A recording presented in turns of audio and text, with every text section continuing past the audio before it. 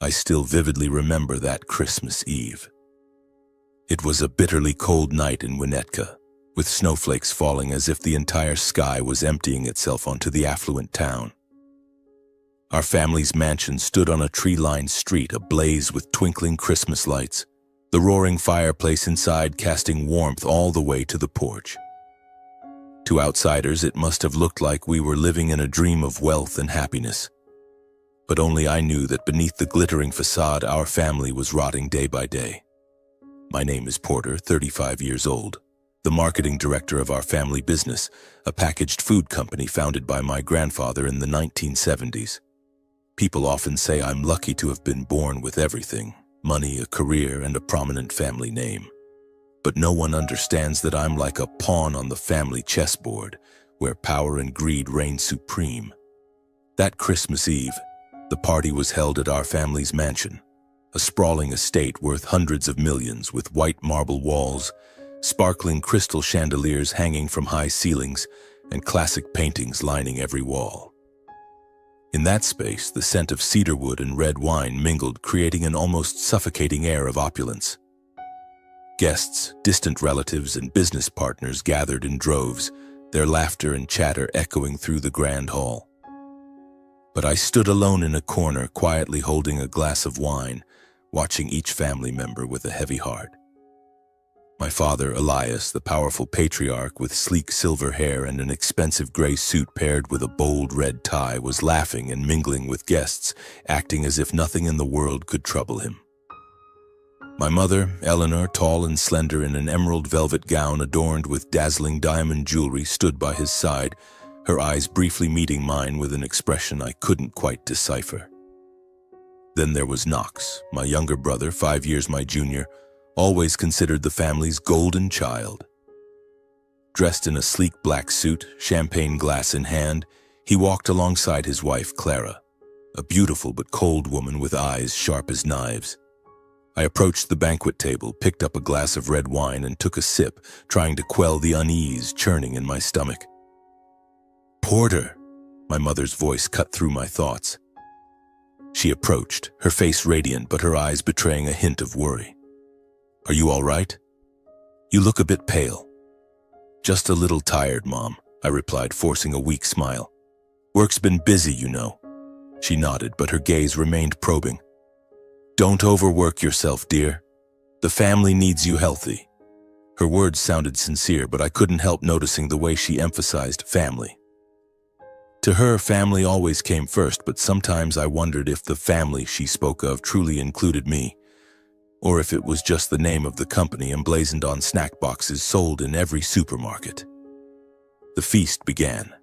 We gathered around the table, the crystal chandeliers casting a glow that made the food look even more enticing. Golden roasted turkey, creamy mashed potatoes with gravy, and the family's traditional pudding. I sat across from Knox, who was regaling our Uncle George, an old business partner of my father's, with a story about deer hunting. Clara, Knox's wife, sat beside him, her crimson lips curved in a perfect smile as she gently stroked the golden hair of their daughter, Lily. I tried not to stare too long, but I couldn't miss the smugness in Knox's posture, shoulders squared as if he were the center of the universe. "Porter," my father's voice boomed from the head of the table, interrupting my thoughts. "Have you reviewed this quarter's financial report?" The table fell silent for a moment. I felt every pair of eyes turn toward me. My father rarely brought up business on occasions like this unless something was gravely wrong. I set my wine glass down, striving to keep my voice steady. "Yes, Father. Revenue is stable, but raw material costs have risen due to inflation. We're still managing." "Stable?" His tone was sharp, cutting through the air like a blade. "The company is facing a cash flow shortage, Porter. We don't have enough to cover year-end bonuses for the employees." I frowned, caught off guard. "A shortage? Last month's report showed we had a surplus for payroll." "That was last month," my father said, his voice lowering but his eyes sharp as ever. "Things have changed. We need a solution immediately." I glanced at Knox, hoping he'd speak up.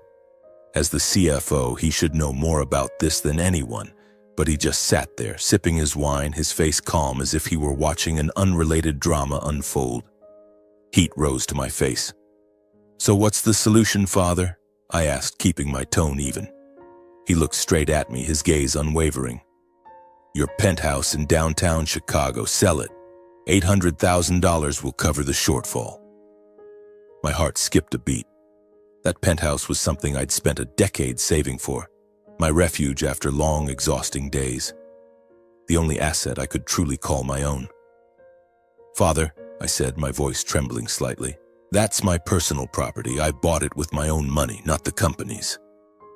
"You work for the family business," he cut in, his voice like steel. "Everything you have belongs to this family." Anger flared in my chest, but I fought to keep it in check. I turned to Knox, who remained silent, his lips pressed together as if suppressing a smile. "What about Knox? His mansion in Evanston is worth $2 million. Why not ask him to sell?" Knox let out a dry, mocking laugh. "Are you serious, Porter? I have a wife and 2 kids. They need a stable home. You're living alone in that lavish penthouse. What do you even need it for?" "Stable?" I snapped, unable to hold back any longer. "You're talking about stability when the company's in trouble? You're the CFO, Knox. How did you not see this shortfall coming?" "Enough, Porter." My mother's voice sliced through, sharp as a blade, yet outwardly calm. "Knox has a family to care for. You can't compare like that." I looked at her, feeling as if I'd been stabbed in the chest. She always did this. Always took Knox's side, as if I weren't her son, as if I were just another employee in their company. I turned to my father, hoping for some shred of fairness, but he only stared back, his eyes cold. "Father," I said, my voice low but firm, "if the company needs money, why not sell this mansion? It's worth at least $150 million. Even mortgaging it would solve everything." The room froze. The guests' whispers fell silent. My mother gasped, and Knox stared at me as if I'd committed a cardinal sin. My father shot to his feet, the wooden chair scraping loudly against the floor. He stormed toward me, his face flushed with rage. Before I could say another word, he raised his hand and slapped me hard across the face, the sound echoing in the silent room. Pain seared my cheek. My body swaying, nearly collapsing onto the marble floor. I staggered, dizziness blurring everything around me. Then my father's voice rang out, icy and deliberate, each word like a knife. "You insolent fool, you're fired, Porter," he snarled, his face as cold as if I were a stranger. "Get out, now!" I stood there, stunned, feeling as if the world had crumbled beneath me. The stares from the guests, my mother, Knox, Clara, all pierced me like daggers. Knox remained seated, a smug smile curling his lips as if he'd won a game I didn't even know I was playing. I said nothing. I turned and walked out of the dining room through the long hallway lined with family portraits. Knox's laughter echoed behind me, mingling with the murmurs of the crowd. As I pushed open the front door, the frigid Christmas Eve air hit my face, soothing the sting on my cheek but doing nothing to calm the storm raging in my heart. I stepped into my car, started the engine, and drove away, leaving the twinkling lights of the Winnetka mansion behind. The car glided through the snow-covered streets, the dim glow of streetlights reflecting off the windshield, pulling me into a haze of scattered thoughts. The sting on my cheek lingered, but what weighed heavier on my heart wasn't my father's slap. It was his furious words. "This house is mine. Even if your grandfather loved you, it's not yours to decide." Those words cut like a blade, not just because they dismissed me, but because they stirred a long-buried memory. I suddenly recalled a summer afternoon 20 years ago, when I was just 15. My grandfather, with his white hair and eyes bright as fire, led me into the library of the Winnetka mansion. He pointed to the oak-paneled walls, the towering bookshelves filled with old tomes, and said in his warm, steady voice, "Porter, one day, all of this will be yours. This isn't just a house. It's the family legacy. Protect it and don't let anyone take it from you." His words etched themselves into my mind, a sacred promise. But now my father's words made me wonder. Was that just a hazy memory of a boy? Or was something being hidden from me?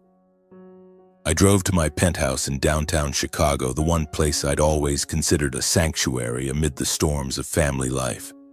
Perched on the 32nd floor, it offered a sweeping view of the city, the twinkling lights of skyscrapers like scattered stars. I sank onto the sofa, clutching a cold cup of coffee, and stared out the window. Christmas Eve, meant to be a time of togetherness, had instead carved a deep wound in my pride. Knox's smug smile and my mother's biased gaze replayed in my mind like a slow-motion film. But above all, my father's words echoed relentlessly, a puzzle without an answer. I stood and walked to my study, where I kept an old safe I rarely opened. Inside was a wooden box my grandfather had given me just before he passed away 7 years ago. I vividly remembered that moment. Him lying in a hospital bed, his voice weak but resolute, handing me the box and saying, "Keep it safe, Porter. When you're ready, you'll understand." I had nodded, but back then I was a 28-year-old fresh MBA graduate, drowning in work at the family company. I stored the box in the safe, assuming it held mere keepsakes I'd look at once the grief of losing him subsided. But life swept me away. The company, endless meetings, pressure from my parents, and their favoritism toward Knox made me forget the box.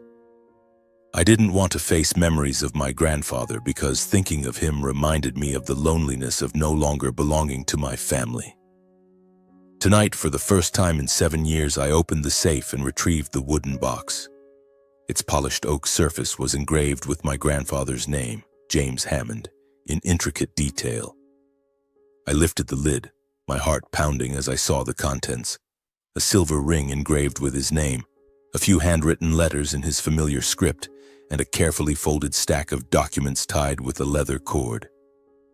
I wasn't sure why I'd kept them, perhaps to hold on to a piece of him, the only person in my family who ever made me feel valued. I flipped through the papers, my grandfather's handwritten notes detailing the family business and plans he'd shared with me as a child. Then I found a document that stopped me cold, a copy of my grandfather's will drafted 7 years ago, just before his death. I read each line, my heart racing. The will stated clearly, "The mansion at 1427 Oakwood Lane, Winnetka, Illinois, along with all related assets, is to be transferred to my grandson, Porter James Hammond, to manage and own outright." I thought I'd misread it. I read it again, then again, each word searing into my mind. The mansion, where my parents lived, where tonight's party was held, was mine. But why didn't I know? Why did my father claim it was his? I sank into the chair, my breath uneven. 7 years ago, when my grandfather died, my parents quickly moved into the mansion. They called it family property, saying he wanted them to manage it to preserve the legacy. I didn't question it, too busy carving out my place in the company, trying to prove I was worthy of the family name.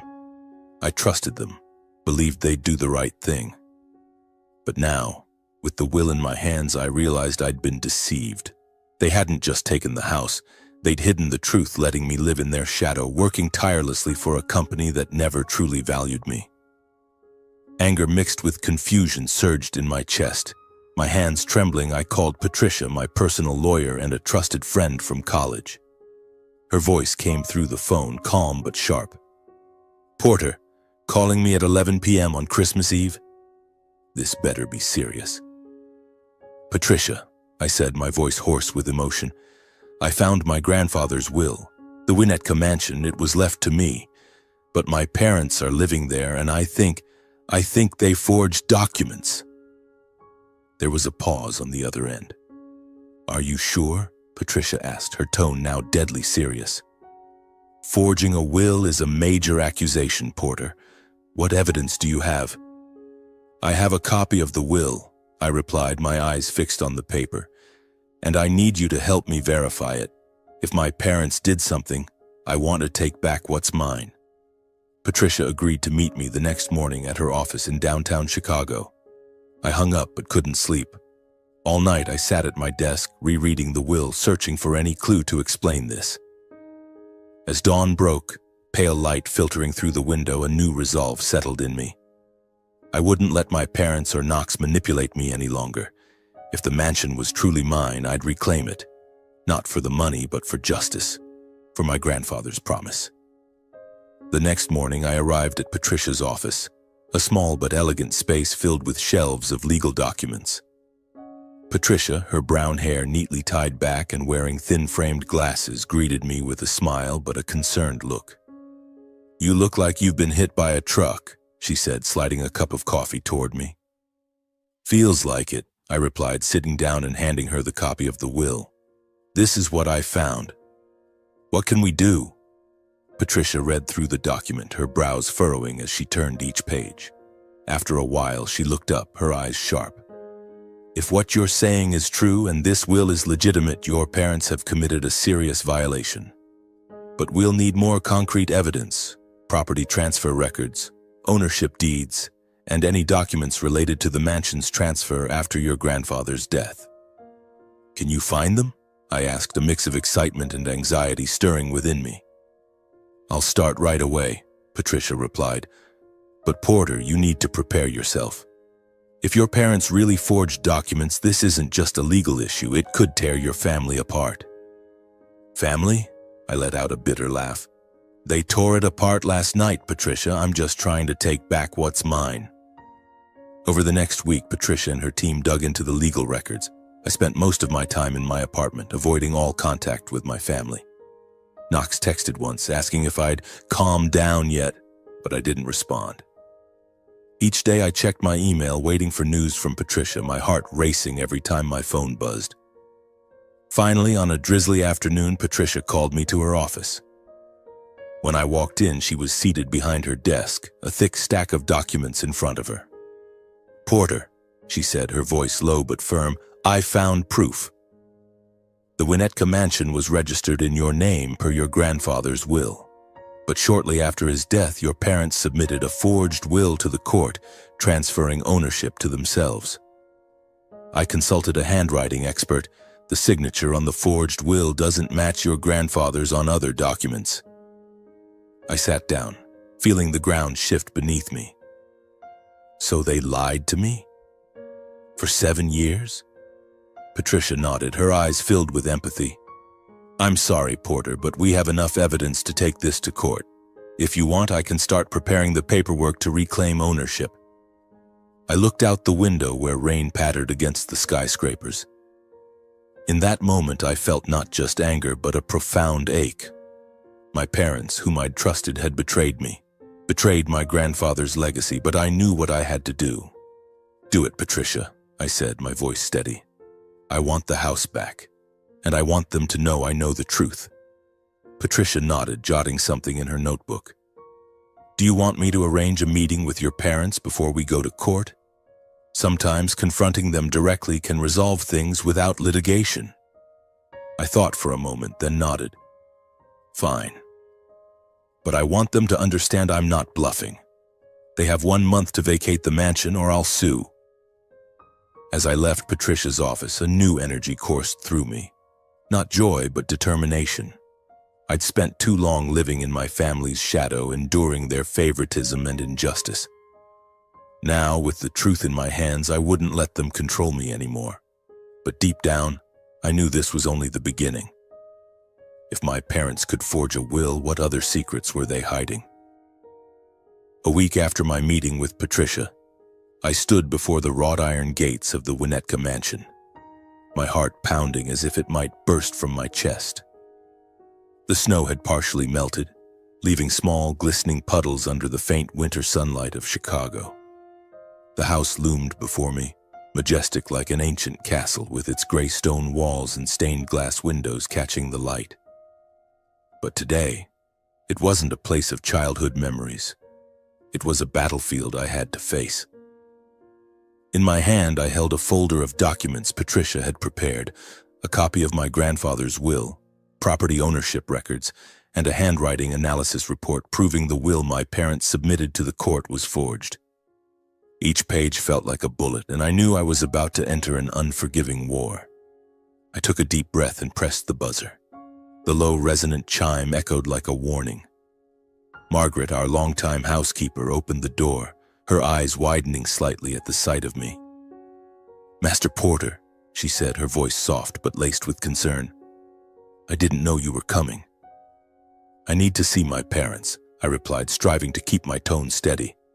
Are they home? She nodded and led me into the grand foyer. The house retained its usual opulence, the marble fireplace, family portraits lining the walls, and the faint scent of oak from the polished floors. But today, everything felt cold, as if the house itself were bracing for a storm. Margaret disappeared through the door to the living room, and moments later my father, Elias, appeared. He wore a gray cashmere sweater, but his face was taut, his eyes narrowing as they met mine. Porter, he said, his voice icy. What are you doing here? After the way you left on Christmas Eve, I thought you'd have no shame to show your face again. I gripped the folder tightly, anger flaring but held in check. I'm here to talk about this mansion, I said, my voice even but sharp. And about grandfather's will. My mother, Eleanor, entered from behind, her pale blue silk dress swaying slightly. She looked at me, lips pressed tight, her eyes a mix of worry and defensiveness. Porter, if you're here to cause trouble, stop it now. We've had enough drama. Drama? I let out a bitter laugh, feeling heat rise to my face. You call forging grandfather's will drama? I found the real will, Mother. This mansion belongs to me. Grandfather left it to me, not to you or Father. They both froze as if time itself had stopped. My father's brow furrowed, but I caught a flicker of panic in his eyes. My mother clutched his hand, her red-painted nails digging into his skin. What are you talking about, Porter? She asked, her voice trembling but striving for calm. A will? Where did you get such a ridiculous story? I opened the folder, pulled out the copy of the will, and placed it on the glass coffee table between us. This is grandfather's will, drafted 7 years ago, stating clearly that the mansion at 1427 Oakwood Lane is mine. But you submitted a forged will to the court to claim ownership. I have proof. Handwriting analysis, property records, everything is here. I slid the folder toward them, my voice firm but my heart aching. My lawyer, Patricia, is finalizing the paperwork. I'm giving you 1 month to pack up and leave. If you don't, I'll take this to court. The air in the room grew thick. My father stared at the folder but didn't touch it, his hands clenched, knuckles whitening. You dare threaten your own family? He roared, his voice echoing through the vast room. After everything we've done for you, this company, this house, it's all for the family. Family? I cut in, my voice shaking with anger. Family is when you slap me in front of everyone, when Mother always takes Knox's side even though he does nothing but boast, when you lie to me, stealing the legacy grandfather left me. Don't talk to me about family, Father. My mother burst into tears, but I wasn't sure if they were tears of remorse or panic. She sank onto the sofa, covering her face with her hands. Porter, you don't understand, she whispered.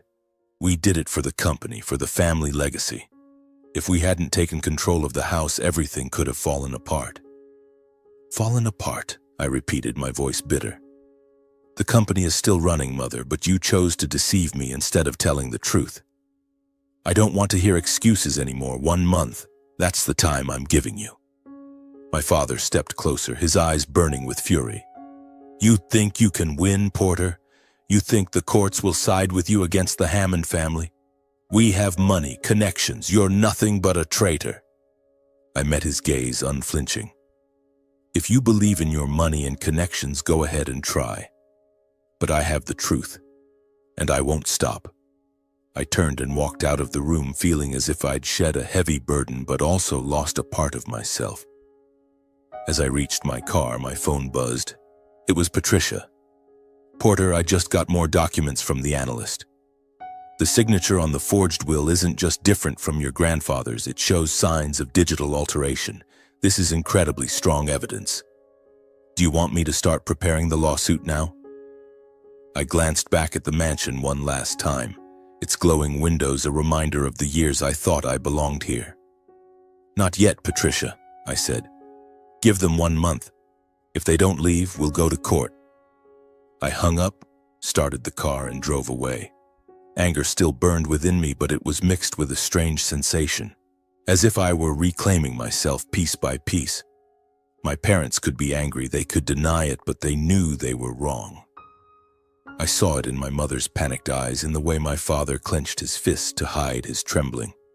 They wouldn't fight, not because they didn't want to, but because they knew the truth was on my side. But as I drove through the familiar streets of Winnetka, a new question gnawed at me. If my parents were willing to forge a will to take the mansion, what else had they hidden? The company, with its so-called cash flow shortage they blamed on me, was it really struggling? Or was that just an excuse to pressure me into selling my penthouse? I gripped the steering wheel, suspicion igniting like a small flame growing stronger. I knew I had to dig deeper, and I wouldn't do it alone. In the days following my confrontation with my parents, I lived like a ghost. The penthouse, once my sanctuary, now felt like an empty shell where I spent hours staring at Chicago's skyline, trying to piece together the fragments of truth. The Winnetka mansion, the forged will, my father's slap, they were all parts of a larger puzzle, but I still couldn't see the full picture. My father's words about money and connections echoed in my mind, a warning that my family was hiding more than I'd uncovered. Then a new suspicion cut through me like a blade. The family company, with hundreds of millions in annual revenue, couldn't possibly be short on cash to pay employee bonuses. It didn't add up. Not at all. I recalled Christmas Eve when my father pressured me to sell my penthouse to cover the shortfall. Knox, with his smug smile, hadn't said a word about the finances despite being the CFO. If the company was truly struggling, why was Knox so nonchalant? Why was Clara, his wife, flaunting a brand new diamond necklace at the party while our employees faced the prospect of no bonuses? Something was wrong, and I was determined to find the truth. I called Patricia, my voice trembling with a mix of anger and resolve.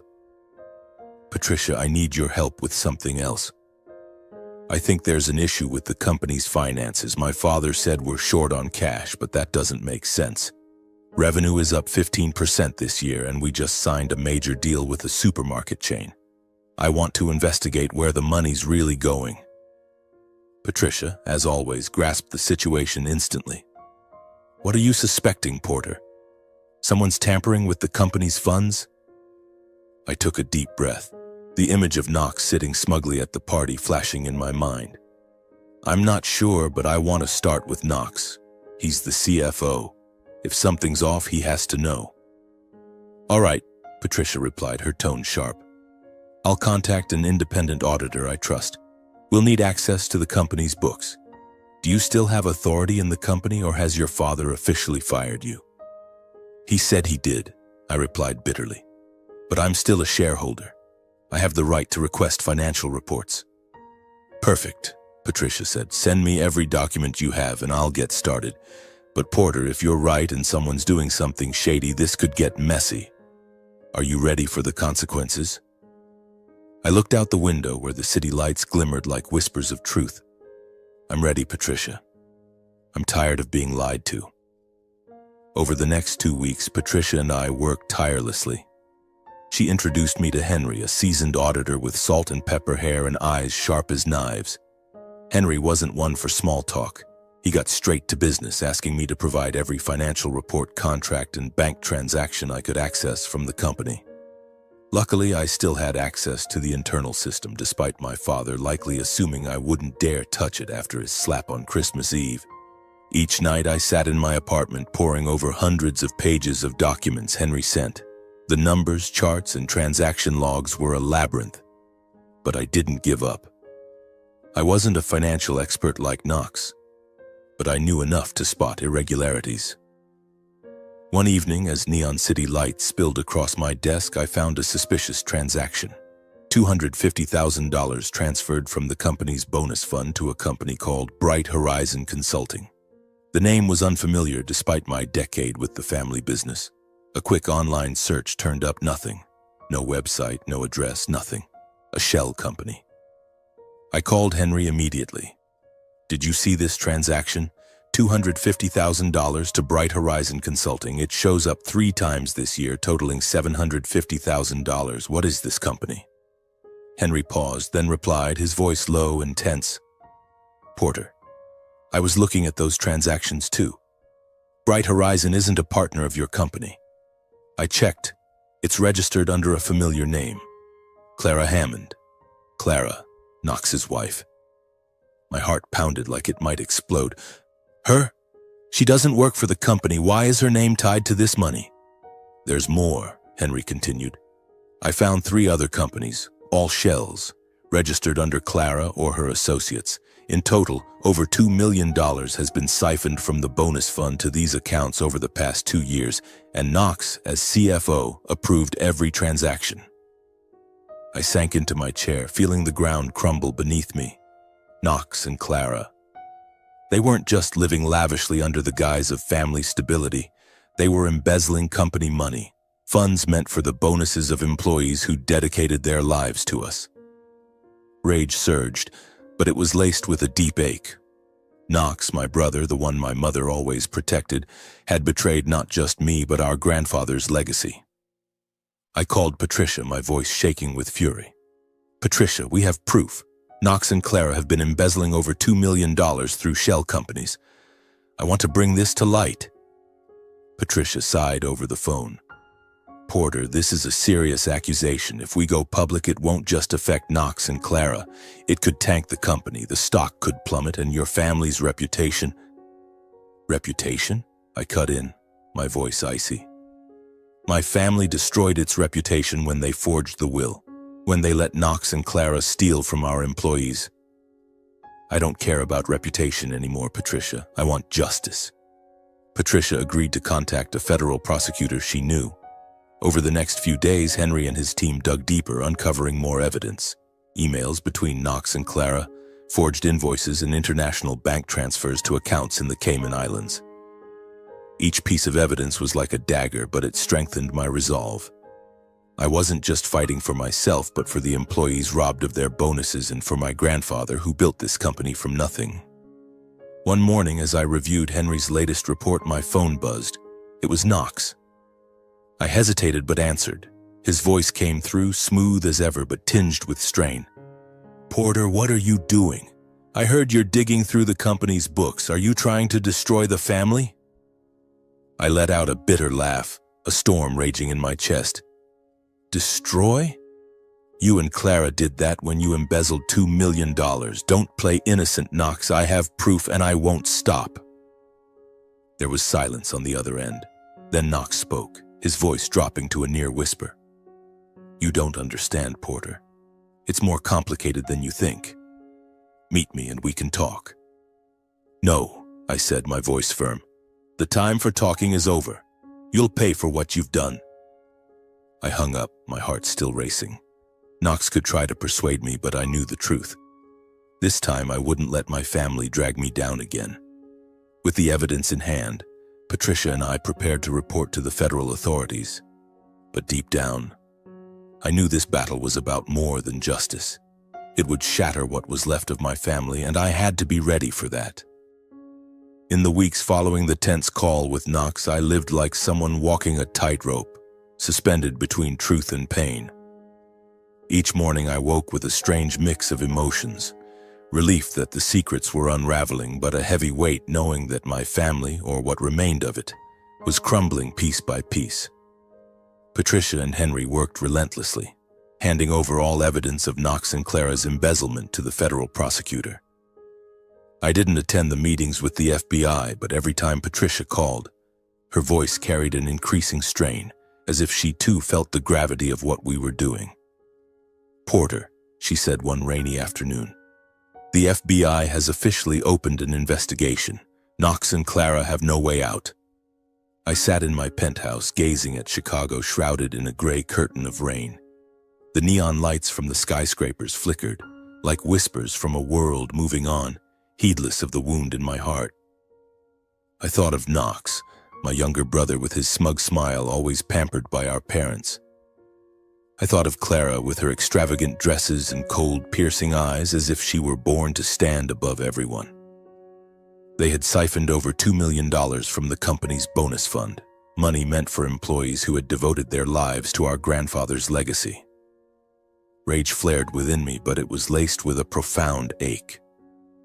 They hadn't just betrayed the company, they had betrayed me, our grandfather, and the very Hammond name we once took pride in. One morning, as I brewed coffee, my phone buzzed with a text from Patricia. "Turn on the TV, local news channel now." I rushed to switch on the television, and there was Knox on the screen, his face pale, eyes dodging the camera as he was led out of the company office, hands cuffed behind his back.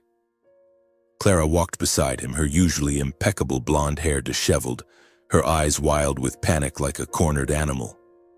The news anchor spoke in a calm but cutting tone. Knox Hammond, CFO of Hammond Foods, and his wife Clara Hammond have been charged with embezzling over $2 million from the company's bonus fund through shell companies.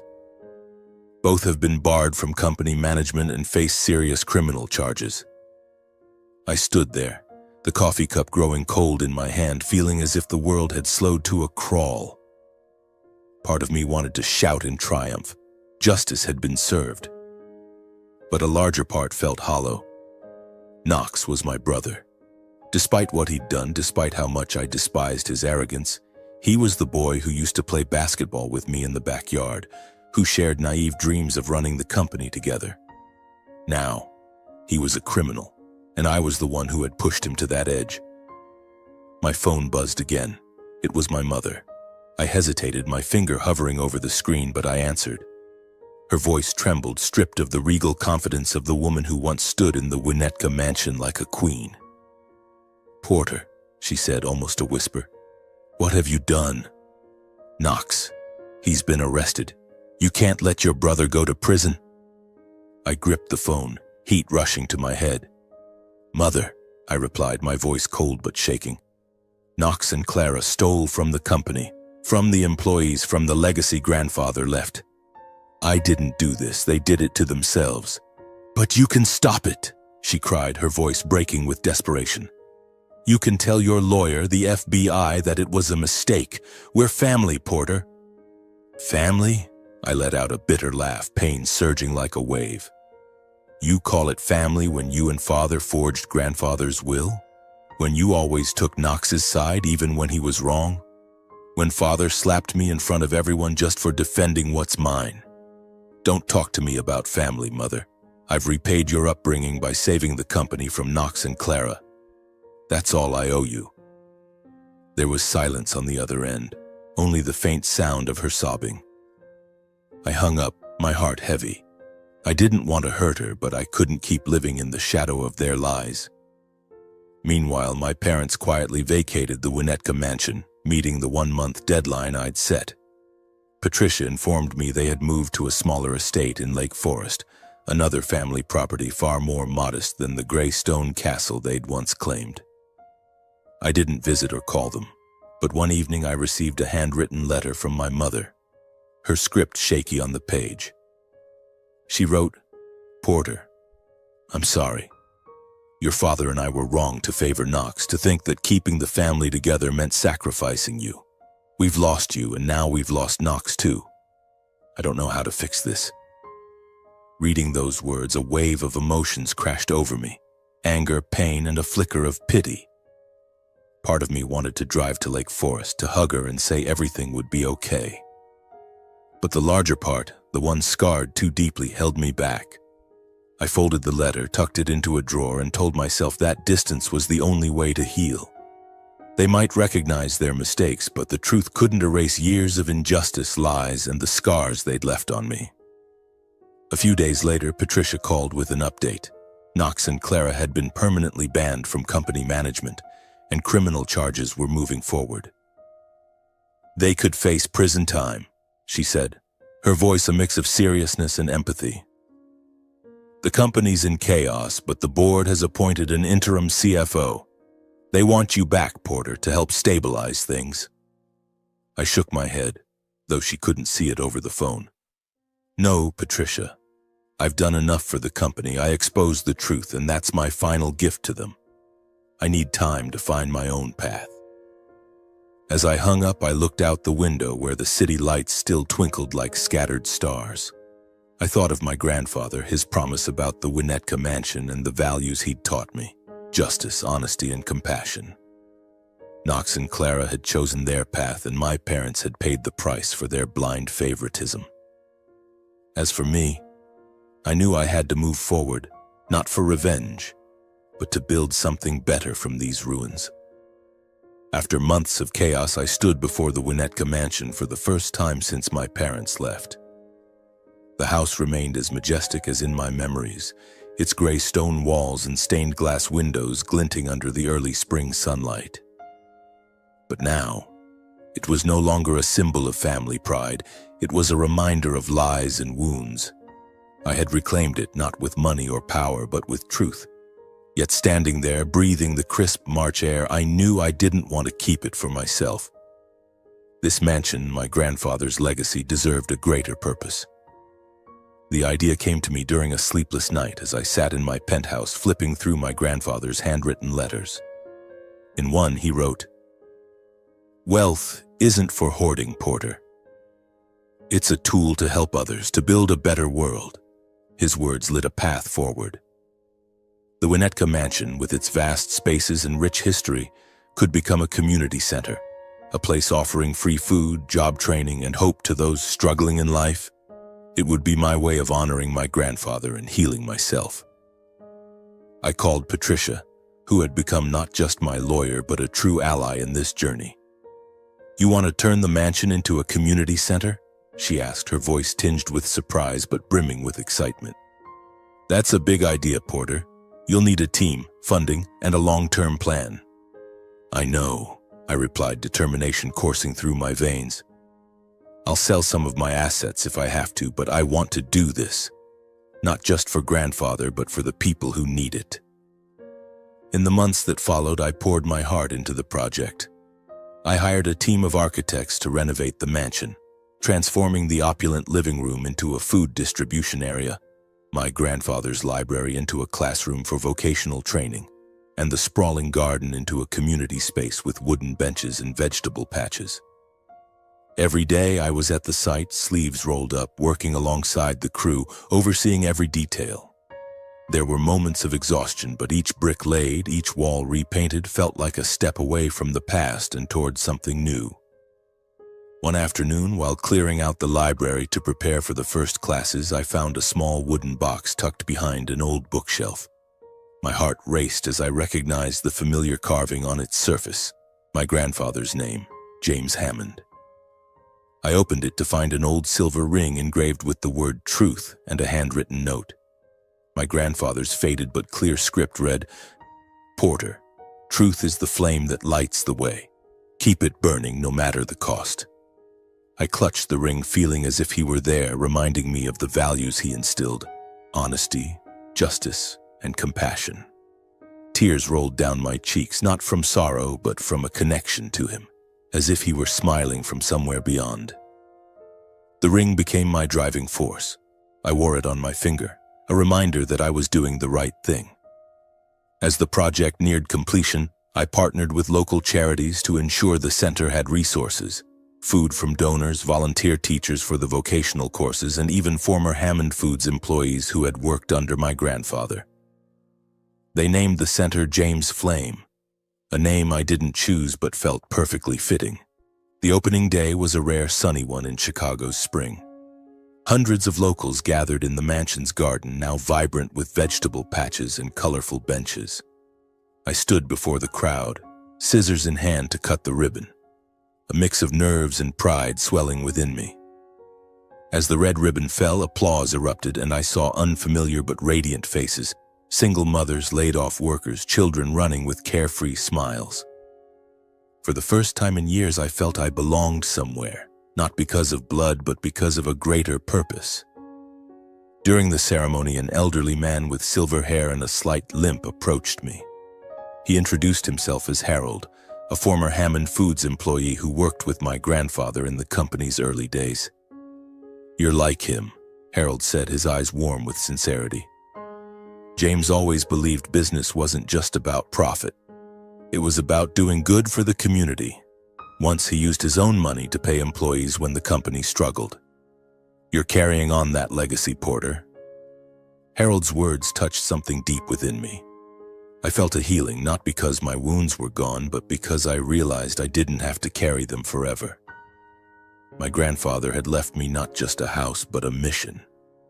Standing in the garden, watching people collect free food boxes and sign up for vocational classes, I knew I'd found a new purpose, one unbound by my family's lies or favoritism. Months after the opening, I sat in my modest Chicago office, a far cry from the lavish penthouse I once called home. I had sold the penthouse and my entire stake in Hammond Foods. The decision wasn't easy, but as I signed the final papers, I felt a freedom I'd never known. The company, with its memories of pressure, favoritism, and secrets, was now just part of my past. I was no longer Porter Hammond, marketing director of a food empire. I was Porter, an independent consultant working with charities and small businesses to help them grow sustainably. Every day I spent time at James Flame, working with volunteers and listening to the stories of those who came to the center. There was Maria, a single mother who took an auto repair course and now had a steady job. There was Jamal, a high school dropout learning to code, dreaming of a startup. These small stories warmed my heart. I no longer felt the pressure to prove myself to my family or live in their shadow.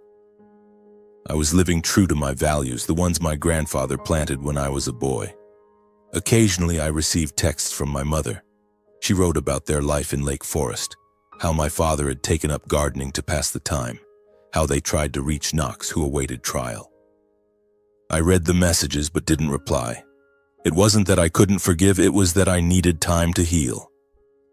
Maybe one day I'd see them again, but not now. Now I needed to live for myself and for those who needed me. I stood at my office window, watching the city shift under the glow of dusk.